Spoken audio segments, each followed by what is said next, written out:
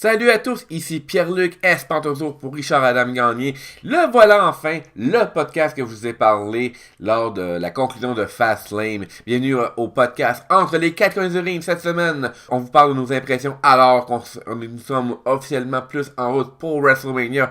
Royal Rumble a été bien, mais Fastlane a plutôt donné un nuage nébuleux sur la WWE.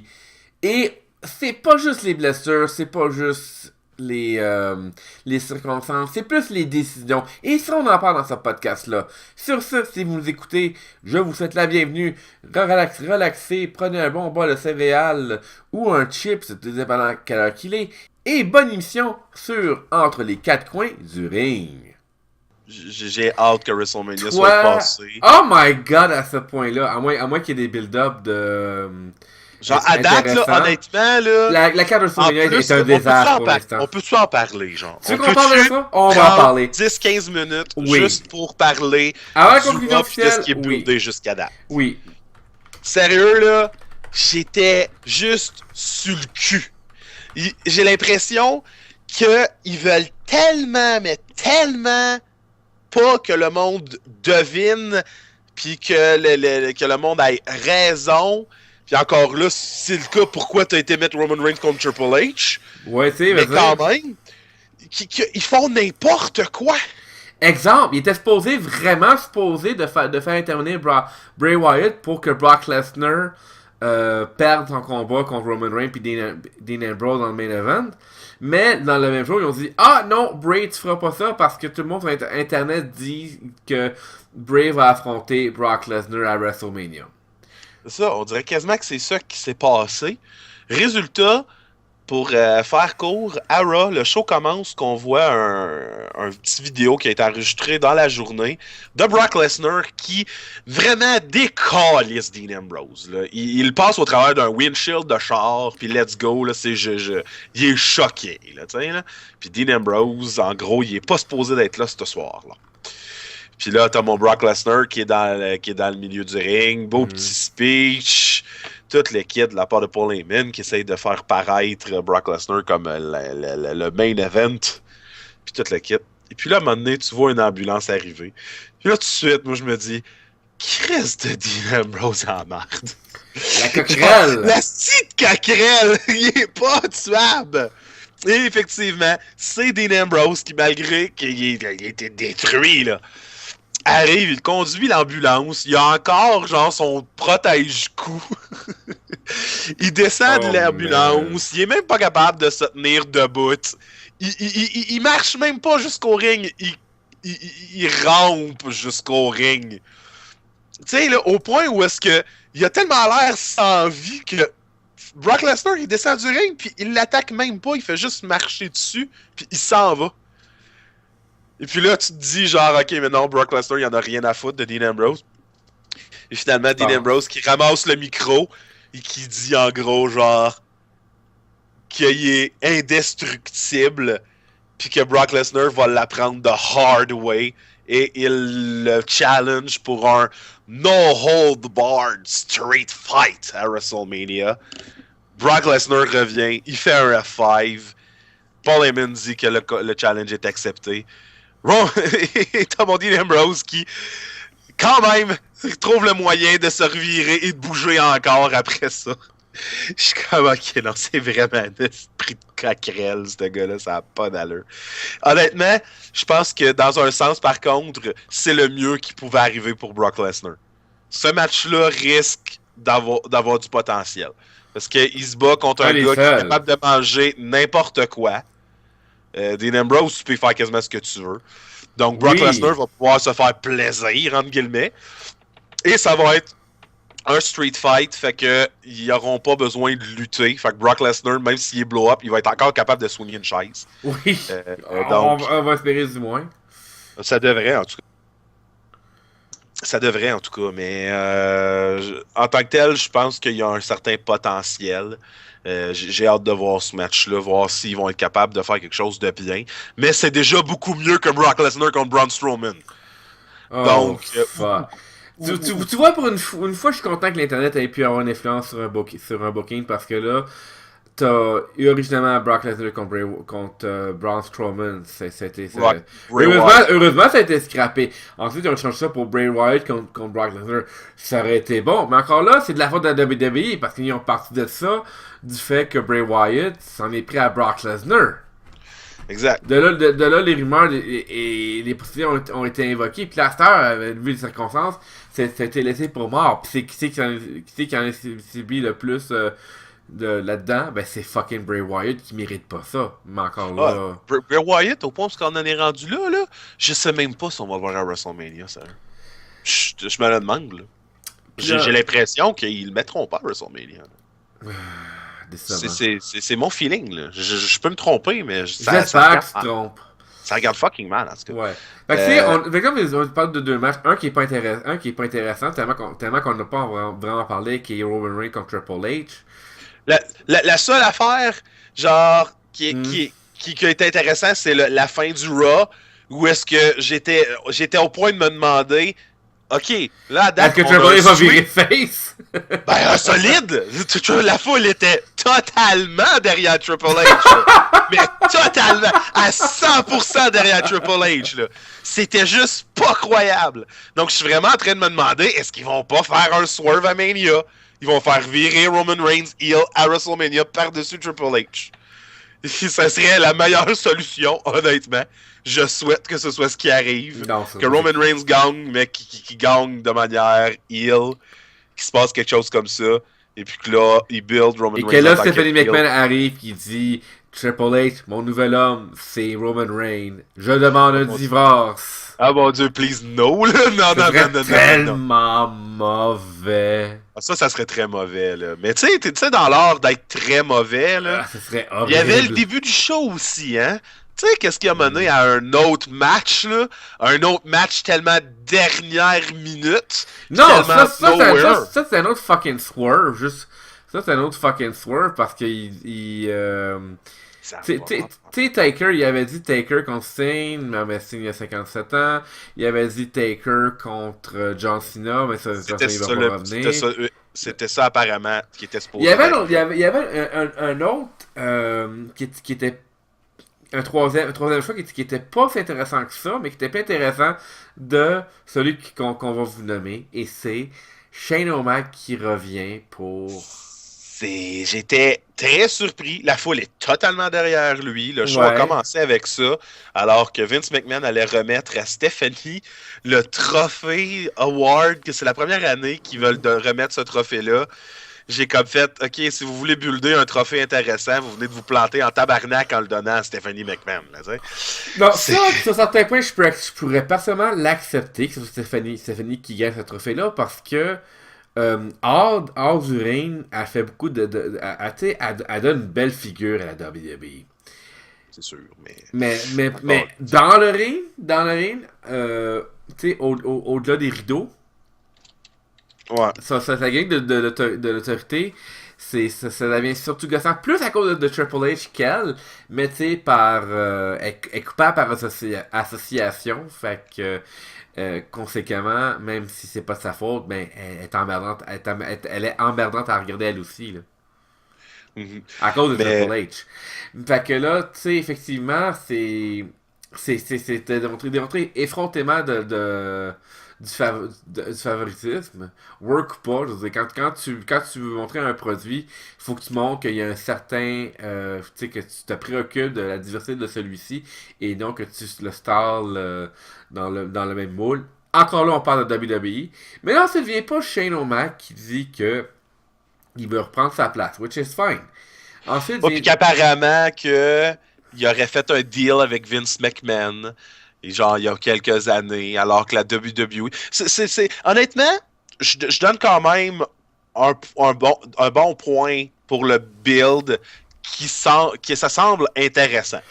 Donc, Shane qui dit en gros qu'il y a quelques années, alors que la WWE était en train de planter, il aurait fait un deal avec Vince McMahon permettant à la WWE de Rose back, de remettre, entre guillemets, et que, en gros, ce deal-là lui aurait permis de se retirer de la WWE et de faire en sorte que la WWE remonte de sa pente.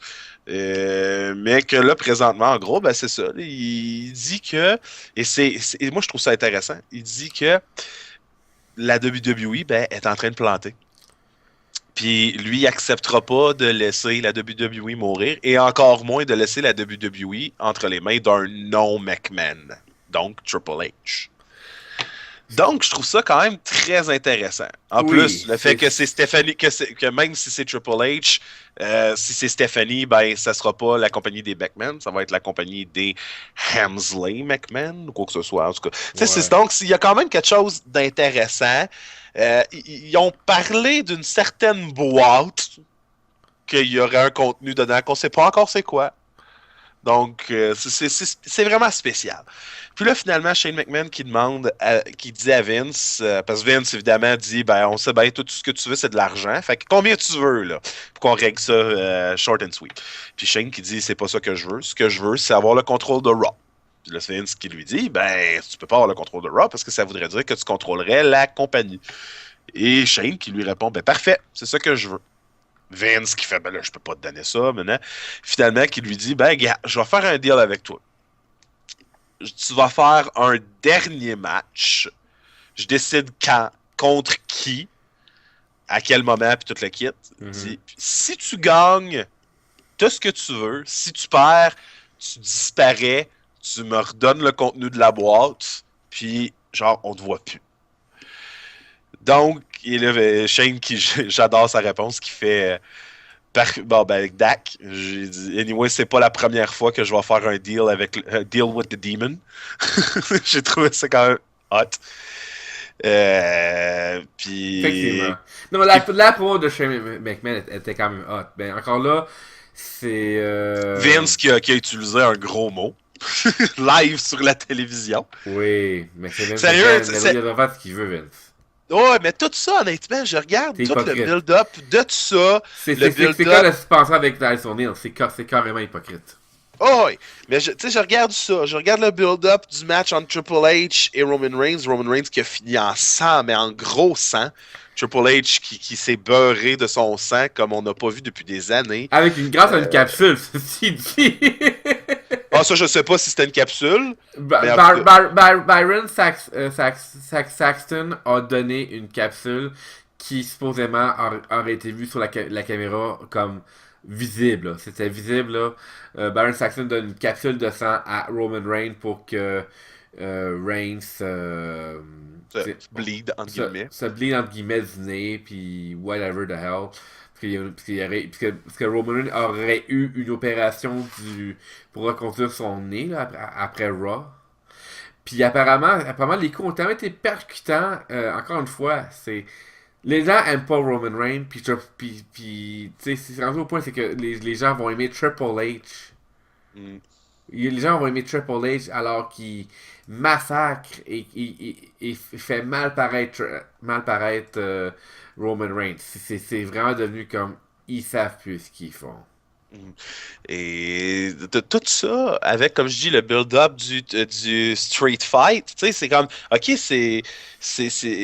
on va compléter juste tout de suite après pour ce qui se passe avec Shane O'Mac, mais j'ai l'impression que WrestleMania, de la manière que c'est parti, ils vont, je sais pas si c'est ça qu'ils veulent, mais j'ai le sentiment que ce pay-per-view-là sera peut-être pas PG.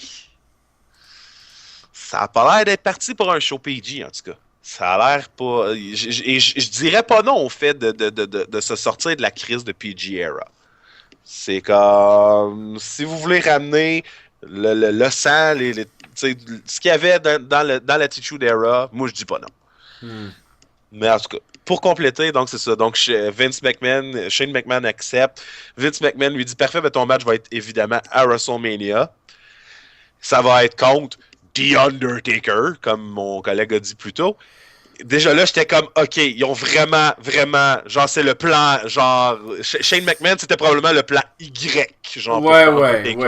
Pour ne pas dire le plan Z. Oh, ouais, j'étais comme sur le cul, là. J'étais comme, c'est vraiment ça que vous faites finalement? Vraiment, là? Tu sais, je te donne un exemple. S'il y avait. Si finalement. Si t'avais les plus de membres lutteurs de The Authority, ça aurait pu être comme peut-être un match handicap ou Shane trouve un Ouais. partenaire, tu sais. Encore une fois, construisez des personnages. Pourquoi est-ce que pourquoi est-ce que ça faut qu'il soit un pseudo-retour et non un lutteur qui a travaillé fort durant les 365 derniers jours de 2015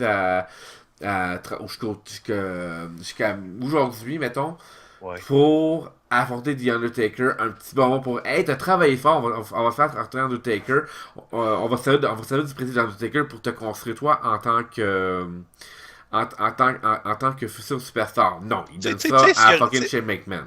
Tu sais ce qu'il aurait dû faire avec Bray Wyatt, là? Tu sais, là? Mais qui n'ont pas fait.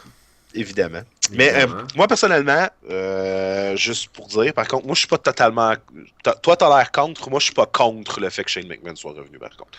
Non, je Shane suis pas McMahon, contre que Shane McMahon c'est soit un revenu. bon move pour la business. Mais qu'il soit contre ouais. Undertaker? Ça, c'est très... Comme je dis, c'est du build-up de dernière minute.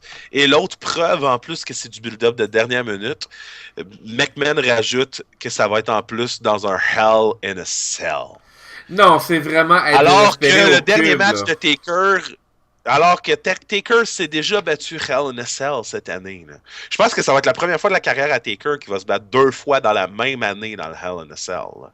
C'est la preuve que c'est un build-up de dernière minute. Ils savaient pas quoi faire, puis ils ont pensé easy way out. Mais ce qui me dégoûte le plus dans cette histoire-là, c'est que comme j'ai dit tout à l'heure, je déteste pas le build-up présentement. Je trouve que l'idée, elle peut être bonne, mais ça me fait fucking chier de savoir qu'ils préparent un beau build-up comme ça qui peut être intéressant. En sachant très bien que Shane McMahon ne gagnera pas à WrestleMania. Là. À moins, genre, de quelque chose de totalement incroyable qui arrive.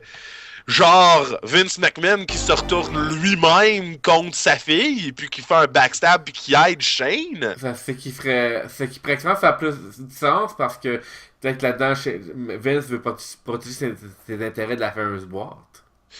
Peut-être aussi. On sait pas exactement ce qui peut arriver. Mais sinon, là, honnêtement, là, Ouais. non seulement Shane McMahon, logiquement, n'a aucune chance contre Taker de base. De base. De un. Ben, De ça deux, dépend en aucune fait chance parce contre que. Taker. Ça dépend en fait. Ça dépend parce que n'oublie pas que Taker il est assez.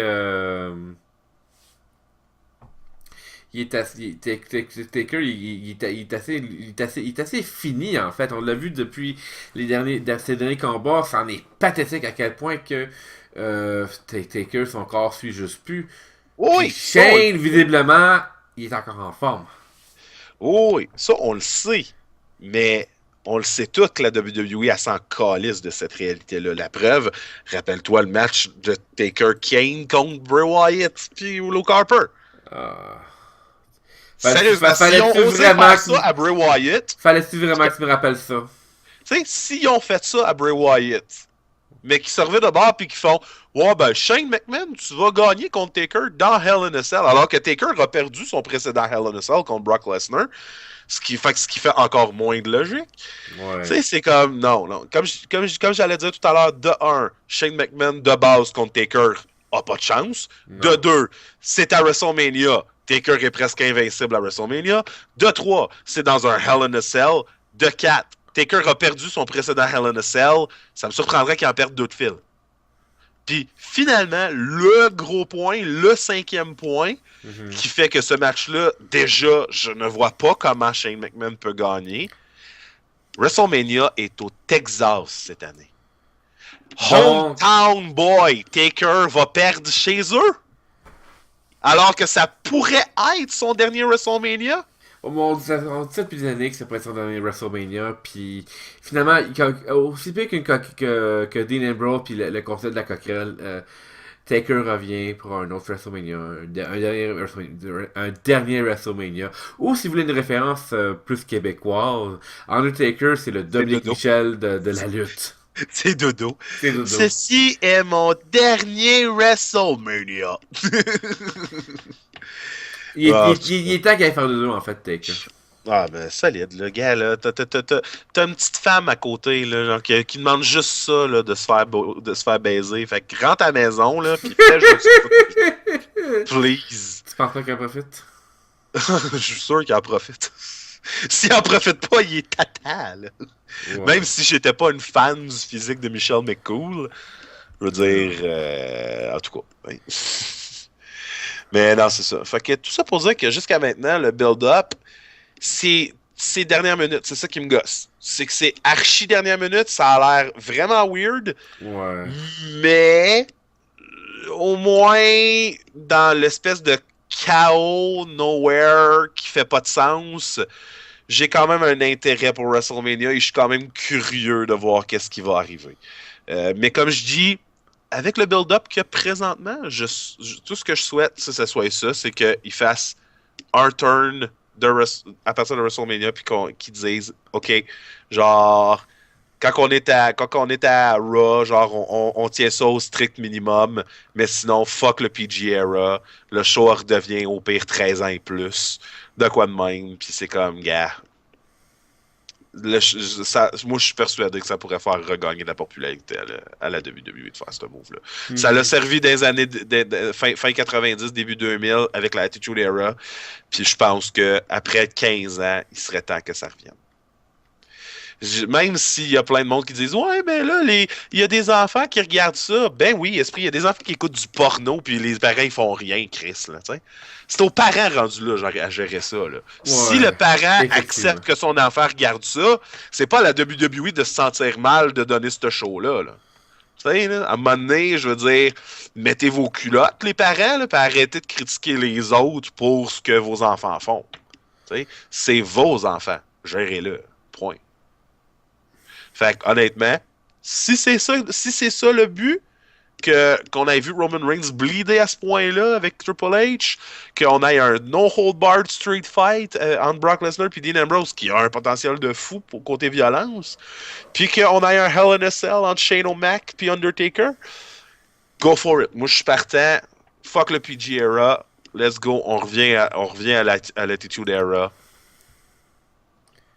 Moi, je dirais pas non, en plus, de voir une Becky Lynch. Peut-être pas voir l'Attitude Era, mais de voir quelque chose de relativement équivalent à l'Attitude Era, ce qui veut dire, tu sais, qu'on change de cap. Parce que visiblement, ça ne fait... Visiblement, la PG Era ne fonctionne juste pas. Moi, comme j'allais dire, je dirais pas non, anyway, de voir une Becky Lynch ou une Sasha Banks comme petite tenue. Là. Moi, ça me dérange pas du tout. Là. Ils sont pas déjà surtout Sasha Banks, ils sont pas déjà comme en espèce pardon. Ils sont pas comme déjà en espèce de petite tenue déjà. Ben c'est ça, là, tu sais. Pas Becky, mais j'avoue. Là, Sasha? Ouais, non, ben non, c'est ça. Becky, elle est pas vraiment en petite tenue. Là. Elle a un corset, oui, mais sinon, pour de ça, elle est quand même... Penses-tu aussi question primordiale, penses-tu que le retour de Shane McMahon, ça veut dire le retour du brand extension? Ça, il y a eu beaucoup de discussions là-dessus, beaucoup de rumeurs, puis toute la kit. Donc, brand extension ou pas brand extension? Moi, je serais pas contre, mais présentement, la WWE, ça serait pas leur avantage parce qu'ils ont pas assez de lutteurs. Moi, c'est ça ma crainte. Je veux dire, s'ils coupent d'impact, en tout cas. C'est ça. S'ils coupent ça en deux, puis qu'on revient au bon vieux temps que Raw était contre SmackDown, puis qu'il y avait vraiment des lutteurs exclusifs à l'un comme à l'autre, puis que chacun avait leur titre, puis tu sais, c'est... Moi, je dis vraiment pas non, là. Mais comme je dis, il va falloir qu'il se passe quelque chose au niveau des lutteurs. Il va falloir qu'ils acceptent de donner de la place à certains lutteurs. Parce que là, tu pourras plus dire que ton Bray Wyatt, faut qu'il soit mid-card, t'as un tel, faut qu'il soit mid-card. C'est comme là, t'en as besoin comme justement pour être dans le main event. Par contre, vice-versa, justement, ça pourrait les aider, mais s'ils font ça, comme je dis, c'est que les mid-cards vont tous devenir main event, puis là, t'as pas vraiment de low-card pour devenir des mid-cards. Ça devient complexe. Comme je dis pas non, tant et aussi longtemps qu'ils construisent ça bien, puis qu'il faudrait qu'il y ait un apport de la NXT, genre, radical. Genre, il va falloir qu'il y ait au moins par brand 2 à 3 lutteurs de la NXT qui montent. Même chose pour les lutteuses. Les équipes, c'est déjà coup-ci, coup-ça. En tout cas, moi, je dis pas non. Ça peut être intéressant. Ça va me donner le goût d'écouter SmackDown, parce que présentement, je m'en contrefous. Donc, Ouais. mais à part de ça, faut que ça soit fait de la bonne manière, parce que sinon, ils vont juste se planter encore plus. Sinon, toi, qu'est-ce que t'en penses? Je préfère pas commenter la mesure que je pense que c'est comme bien les choses. Les gens ils sautent sur. Ils sautent sur les conclusions alors que, que le truc ne fait que commencer. Ah ouais, ça, je suis totalement d'accord par contre. Le fait qu'il y ait des rumeurs qui aient explosé dès qu'on a entendu le Here comes the money! Here comes the money! Money, money, money, money. Dollar, dollar! Bref. Ouais, j'ai toujours pensé que c'était Teddy Long qui chantait. C'est son style, effectivement. Hein. C'est aïe, aïe, aïe. Mais en tout cas, donc, comme j'étais vraiment content de voir Shane, j'espère qu'ils vont faire quelque chose de bon. Et honnêtement, j'ai espoir qu'ils gagnent, même si, comme j'ai dit tout à l'heure, j'ai 5 très bonnes raisons de faire perdre Shane McMahon. Ouais. Mais dans un sens, j'aimerais ça qu'ils gagnent parce que la storyline qu'ils ont construit là, à bâtir, à m'intrigue, puis elle peut avoir un potentiel. De un, on en parle depuis au moins 6 mois. On est tous écœurés de The Authority. Ça revient toujours au même. Puis en réalité, ils font rien d'intéressant avec The Authority. Ils font rien d'intéressant parce qu'encore une fois, c'est. Ils ont pas Seth Rollins. Seth Rollins, il est blessé. Randy Orton est blessé, puis il a fait un film. Wade Barrett, officiellement, il va quitter la WWE. Cesaro, ouais. il est en convalescence. Name it. Fucking name it. C'est vraiment pas une belle année là-dessus. Là. Ça a été. Phew! J'aimerais C'est pas le dire. fun. Quoi? Excuse-moi. J'aimerais dire que ça, c'est sûrement le karma qui se venge sur le WWE pour avoir fait chier autant CM Punk, mais je peux pas non plus.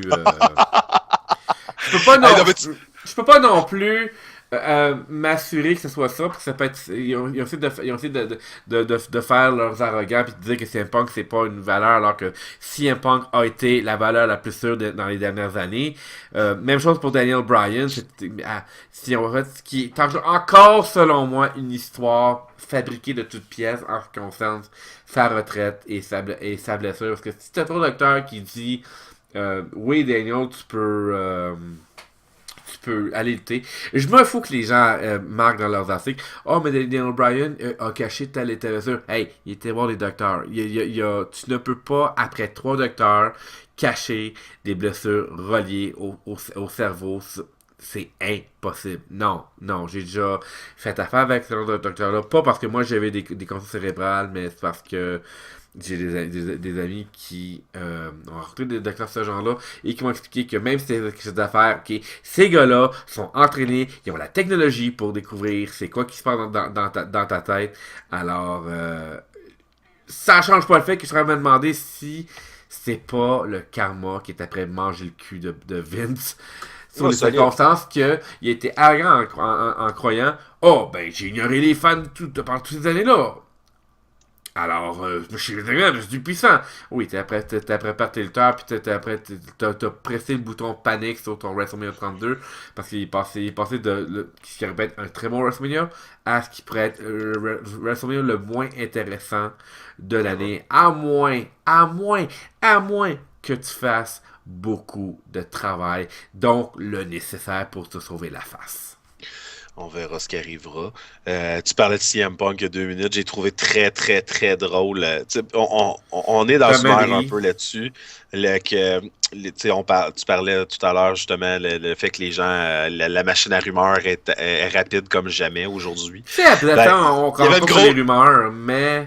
Il y avait une grosse rumeur qui circulait aussi à cause que John Cena aurait mis une image de CM Punk puis il aurait fait un commentaire sur Twitter ou quoi que ce soit. Et puis là, le monde, là, tout de suite, les rumeurs, là, oh, est-ce que CM Punk va revenir à la WWE? Oui, effectivement, il y a eu des rumeurs de ça la semaine passée, mais ça, c'était clairement des rumeurs non fondées. Oh, solide, là, je suis comme, come on, là. CM Punk, oui, il s'est reblessé durant ses entraînements. Oui, il pourrait, genre, éventuellement reculer de son idée de faire de la UFC, mais de là à faire pas juste un 380, un 720, et genre revenir à WWE, ça arrivera pas demain matin, là. Non, non, non. Même si ça fonctionnerait pas à la UFC, je suis pas mal sûr qu'il va essayer bien d'autres affaires avant de revenir à WWE. À moins que la WWE se mette à genoux pour lui, là, tu sais. Puis ça arrivera pas. Non, non, non, parce qu'il aime pas CM Punk. Mais sais-tu pourquoi qu'il aime pas CM Punk? Il aime pas CM Punk parce que CM Punk avait raison. CM Punk a découvert, a exposé sur le podcast de Cole Cabana à quel point que les traitements de la WWE sont juste supra-douteuses. Mais en même temps, c'est le monde du divertissement. Le monde du divertissement traite les gens comme ça, que tu sois Arnold Schwarzenegger, CM Punk ou même sur certains points de Rock. À part que des gens comme The Rock, t'essaies justement plus de le faire chier parce que tu sais que si tu essaies de faire chier The Rock, ben, tu vas manger un char de marde. Puis un gros genre de marde. Oh, oui. Donc, tout ça pour dire que sérieux, revenez-en, là, CM Punk n'arrivera pas demain matin. Première des choses. Deuxième des choses, une autre rumeur qui circule à l'idée que apparemment que Daniel Bryan pourrait être intronisé dans le Hall of Fame cette année.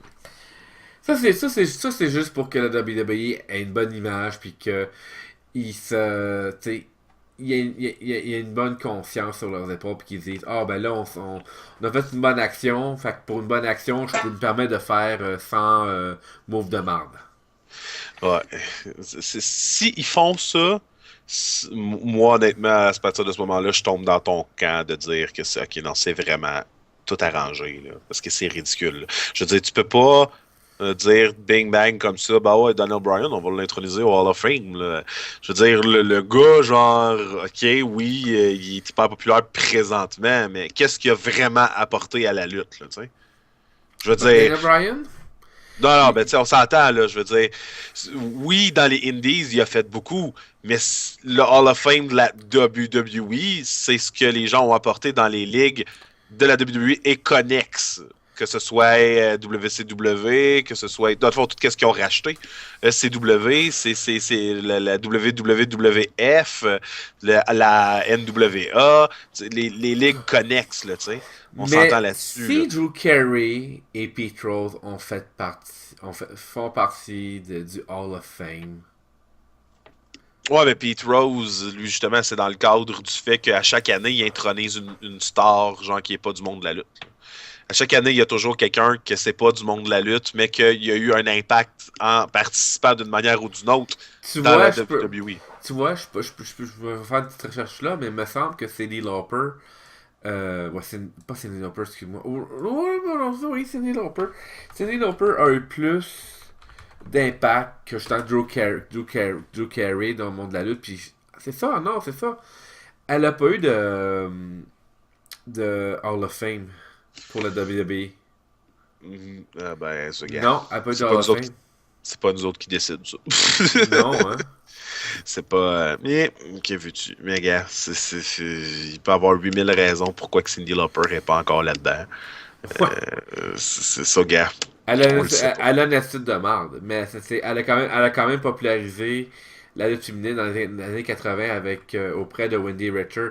Oh, wait, c'est vrai, Wendy Richard a failli voler la popularité de Hulk Hogan parce qu'elle était plus charismatique que Hulk Hogan sur un petit point, puis Vince n'a pas aimé ça. Ah oui, c'est vrai, j'oubliais. Le bon vieux Mais, temps. ouais, donc c'est ça. Donc, pour Daniel Bryan, je suis sérieux. S'il l'intronise pour de vrai, je te donne 100% raison par rapport à ce qu'on a parlé durant le pay-per-view. C'est vraiment juste pour faire plaisir aux fans, puis pour attirer le public ou quoi que ce soit. Avoir une Parce bonne que ça devient image. ridicule. Moi, je dis qu'ils font ça pour avoir une bonne image, puis aussi, une fois plus, resegouer à Punk.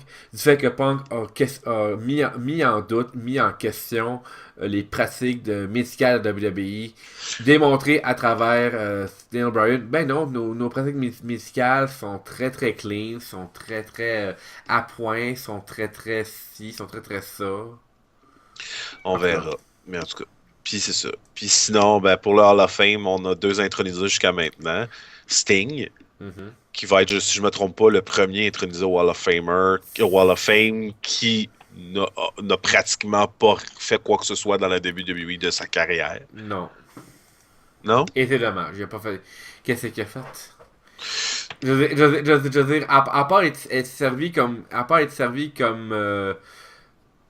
Comme pantin pour l'ego masturbatoire de Vince McMahon qui a capité sur WCW à WrestleMania il y a 2 ans. C'est ça. Right? Exact. Donc, on verra exactement pour ça. Et sinon, l'autre, j'ai été quand même surpris. J'ai l'impression qu'on dirait qu'il commence à manquer de noms parce qu'il intronise du monde que je suis comme pas convaincu qui mérite leur place là. Encore une fois, ils ont introduit Pete Rose et Joe Carey. Fait que c'est. Ben, Godfather. Le Hall of Fame a plus tant d'importance que ça. Je veux dire, quand c'est rendu que. Quoi son nom? Tammy Fitch a vendu son Reign Hall of Fame. Ça, on remarque que c'est peut-être un peu une circonstance différente. C'est juste. Mais le point étant que la perspective du Hall of Fame, c'est un peu comme les Slammies, c'est devenu comme étant. C'est plus autant pris au sérieux que ça. C'est plus aussi prestigieux que ça devrait l'être parce que justement, euh, n'importe qui peut y être. Tant que tant que la classe a de la grosse, ça plus là aussi spécial que ça l'était avant.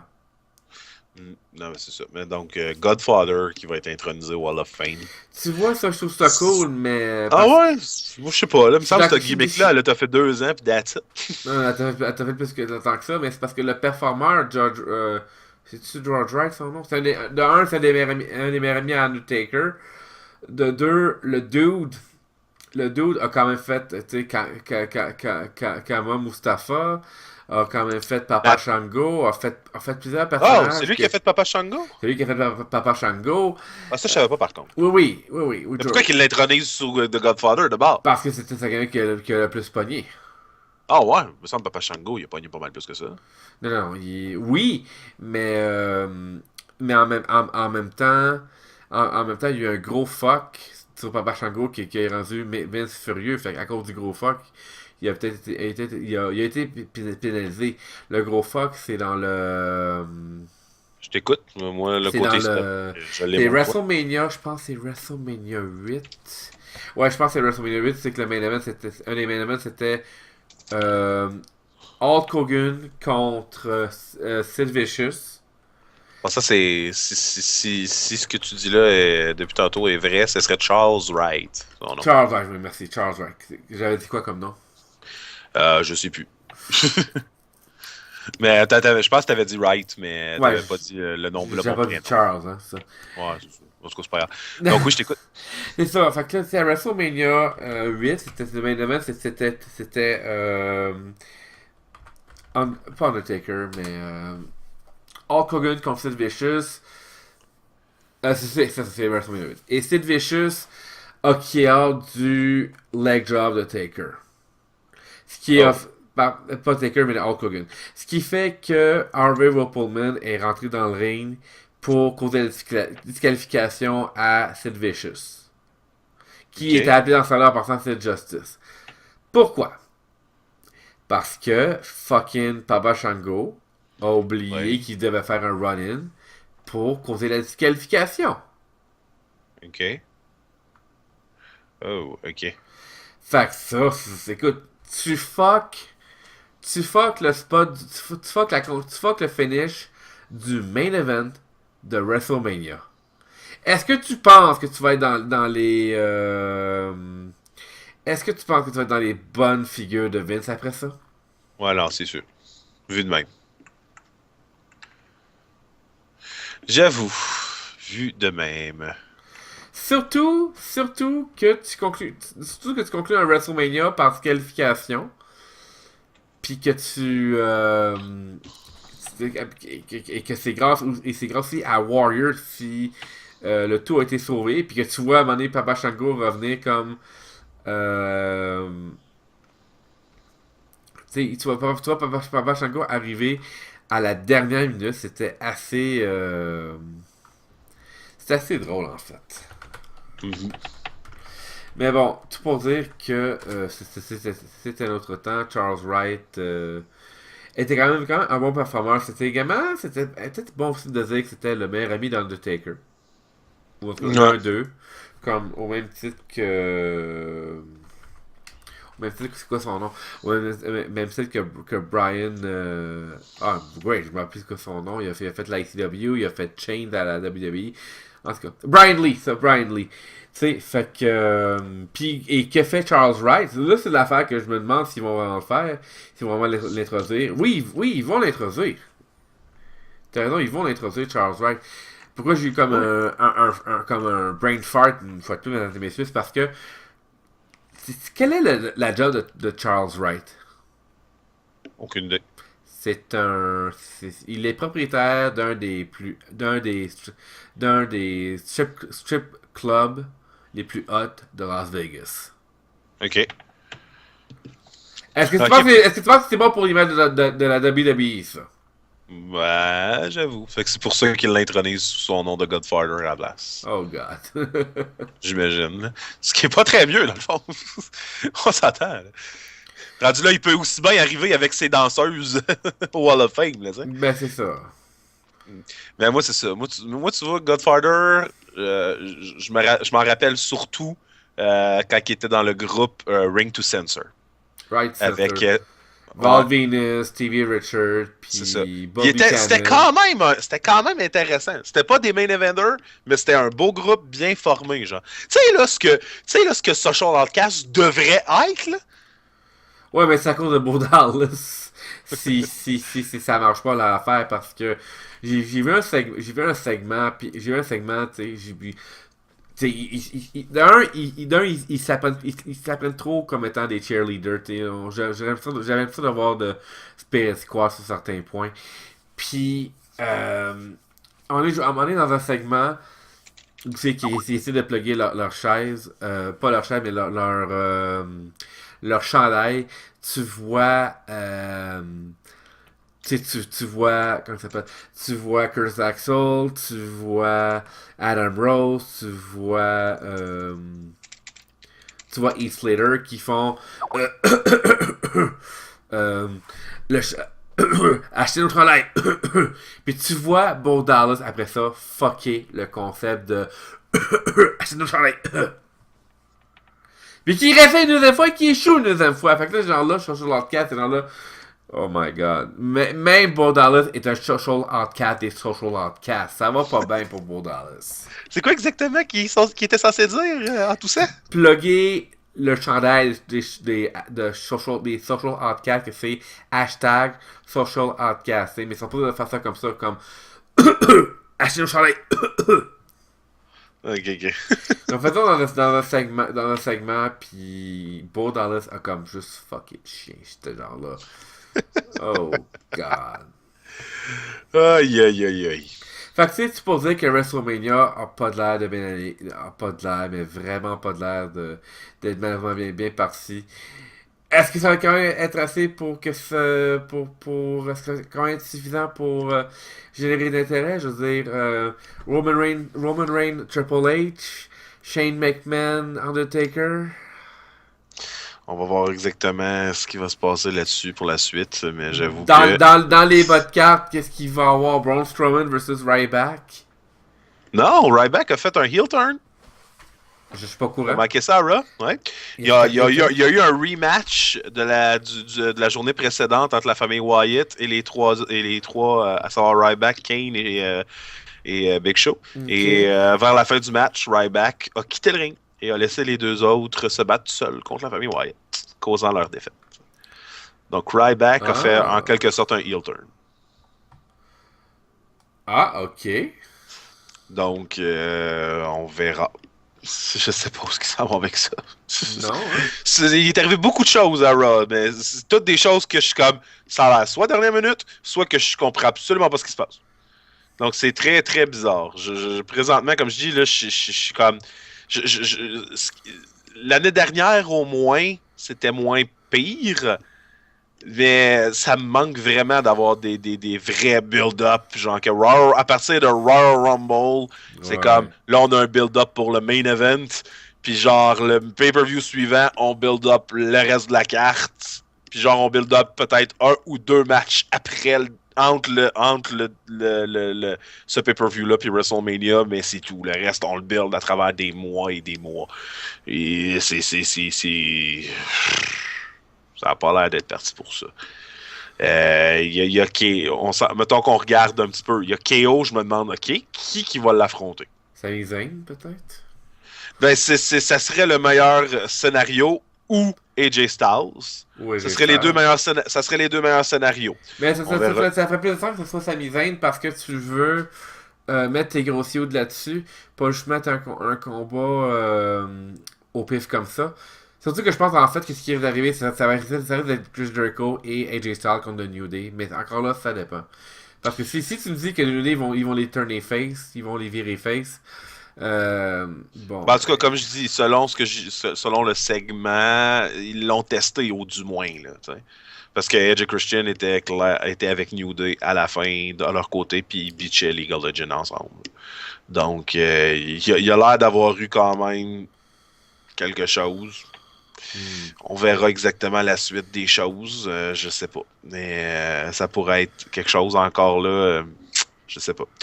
Et donc, en gros, c'est ça. Tag Team Champion, on sait pas du tout ce que ça s'en va. Non. Kevin Owen, à moins qu'il aille de Sami Zayn, mais Sami Zayn a pas l'air d'être parti pour s'en venir pour WrestleMania. Oh Lord. Parce qu'il est encore, durant le dernier NXT, il se battait pour être number one contender contre Samoa Joe. Et ça fait comme 2-3 semaines de fil là, qu'il y a il y a quelque chose qui arrive durant ces matchs-là. Le premier match, c'était un triple threat entre Baron Corbin, Samoa Joe et Sami Zayn. Le finish du match, c'est que Sami Zayn avait Baron Corbin en sharpshooter. Et Samoa Joe se garochait dans le ring, faisait un crossface à Corbin en même temps. Corbin tape, mais tape aux deux. Fait que Royal Rumble, 2 semaines plus tard, il a fait OK, ben parfait, on va avoir un rematch, mais juste Sami Zayn contre Samoa Joe. Puis le finish de ce match-là, ça a été Sami Zayn qui a rentré son gros kick dans le coin du ring, là, son Alusa Kick, là, Ludra Kick, je sais pas trop comment ça s'appelle. Là. Le vrai nom c'est Yakuza Kick, mais peut-être qu'ils ont changé le nom pour autre chose dans Bon, le. c'est probablement Yakuza Kick, là, ça Ouais. amène l'allure ce que tu dis. Il rentre, Samoa Joe tombe par terre et Sami Zayn tombe par-dessus lui, les épaules au sol. 1, 2, 3. Donc les épaules des deux sont au sol, Sami Zayn par-dessus Joe, mais quand même. Donc, encore quelque chose qui fait pas de sens. Donc là, je sais pas où est-ce que ça s'en va. Et ça donne pas l'impression que Sami Zayn va se libérer demain matin. Donc, je sais pas. Moi, honnêtement, en plus qu'on n'a pas vu KO à Raw, ils ont vraiment focusé totalement sur les autres, sur tout ce qui s'est passé pour le reste. Donc, c'est hyper louche. Je sais absolument pas ce qui va se passer avec ça. On a Kalisto s'est battu en équipe avec Neville et son partner contre New Day. Oui, c'est ça, contre New Day. Ouais. Donc, c'est rien de spécial. Il y a les Dudley Boys qui ont viré heel. Qu'on sait pas eux autres non plus qu'est-ce qui se passe. On sait juste qu'ils veulent plus utiliser de table. Kalisto, ils vont faire quoi avec lui? On le sait pas non plus. Tout est hyper flou.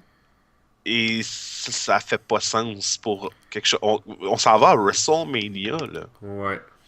Come on, gang, là. Non. Je pense qu'un prochain podcast qu'on devrait faire en prison de WrestleMania, c'est on prend toi puis moi un roster présent, puis qu'on a disponible présentement, puis on se fait nous autres même une carte de WrestleMania. Ah, bah oui. On se fait notre WrestleMania 32. Qu'est-ce que ça devrait être? Bonne idée, j'accepte. On fait ça, totalement le challenge. on fait ça pour un prochain podcast prochainement.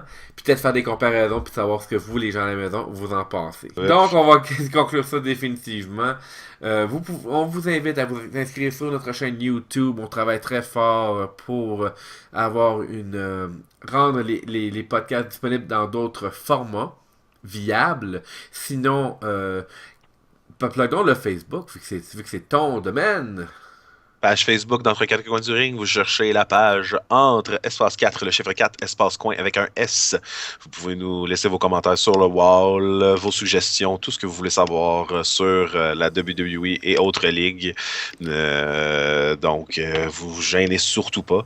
Vous voulez nous laisser des messages privés, même chose. Si vous voulez me contacter plus spécifiquement moi, c'est Richard Adam Gagné ou Damon Drake. Et toi, mon cher? On peut me rejoindre par l'entremise du courriel entre le chiffre 4 et coin au pluriel en un mot @gmail.com. La même appellation entre le chiffre 4 et coin au pluriel sur Twitter pour savoir les updates et des fois les petits commentaires qu'on peut s'y mettre. Alors revenez-nous la semaine prochaine pour un autre podcast. Qui sait, peut-être justement le podcast sur notre vision de WrestleMania 32, surtout avec les circonstances qui se passent présentement. Ça ferait peut-être pas de tort. Alors, pour Richard Adam Gagné et moi-même, Pierre-Luc Esparzo, on vous dit à la prochaine. Au revoir.